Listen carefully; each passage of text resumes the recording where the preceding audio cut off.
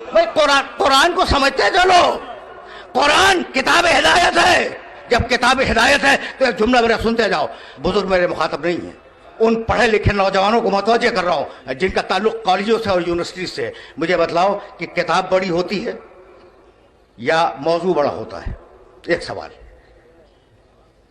ذرا سی بات تو ہو جائے نا ان طالب علموں سے بھی، کالجوں کے اور یونیورسٹیوں کے. مجھے بتلاؤ کہ کتاب بڑی ہوتی ہے یا موضوع بڑا ہوتا ہے؟ موضوع بڑا ہوتا ہے. یہ طالب علم جو بیٹھے ہوئے ہیں نا سامنے، وہ کہہ رہے ہیں کہ موضوع بڑا ہوتا ہے. اچھا بھائی سچی بات بھی یہی ہے. موضوع سیاسیات، سماجیات، معاشیات، تاریخ، جغرافیہ، علم الحیوان، علم الانسان، منطق، فلسفہ، موضوع گنتے جاؤ، اور ہر موضوع پر ہزاروں کتابیں لکھی گئیں.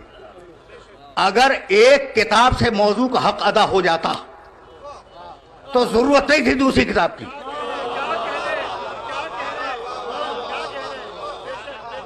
اگر ایک کتاب سے کسی موضوع کا حق ادا ہو جاتا تو ضرورت نہیں تھی دوسری کتاب لکھنے کی.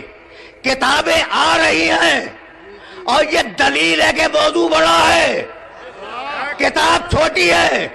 اگر قرآن کوئی موضوع معین کر دیتا تو قرآن چھوٹا ہو جاتا، موضوع بڑا ہو جاتا.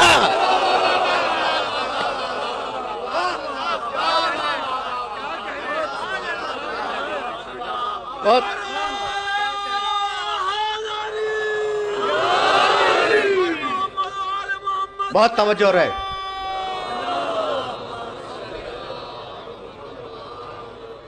بھائی دیکھ رہے ہو نا، اگر کسی ایک کتاب، یہ میں ان نوجوانوں کو ہدیہ کر رہا ہوں یہ جملہ جو پوچھتے ہیں، بار بار پوچھتے ہیں کہ بھائی قرآن کا کوئی سبجیکٹ ہی سمجھ میں نہیں آتا، کبھی ادھر کی بات ہے کبھی ادھر کی بات ہے.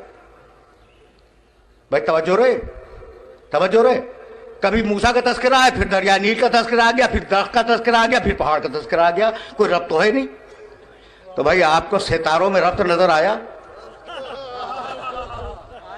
درختوں میں ربط نظر آیا؟ بھائی توجہ رہے. کائنات میں اللہ کا ایک الگ منصوبہ ہے. بھائی بہت توجہ رکھنا، ایک الگ منصوبہ ہے. جو منصوبہ تکوین میں ہے وہی منصوبہ قرآن میں ہے.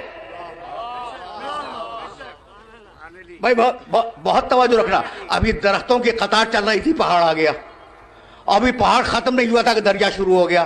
تو کبھی تم نے کہا کہ بھئی یہ درختی درخت ہوتے، یہ بیچ میں پہاڑ کہاں سے آ گیا؟ پہاڑوں کو ایک طرف رکھ دیتا، درختوں کو ایک طرف رکھ دیتا، سارے دریا ایک طرف کر دیتا. نہیں، جس کی جہاں ضرورت ہے وہاں رکھا.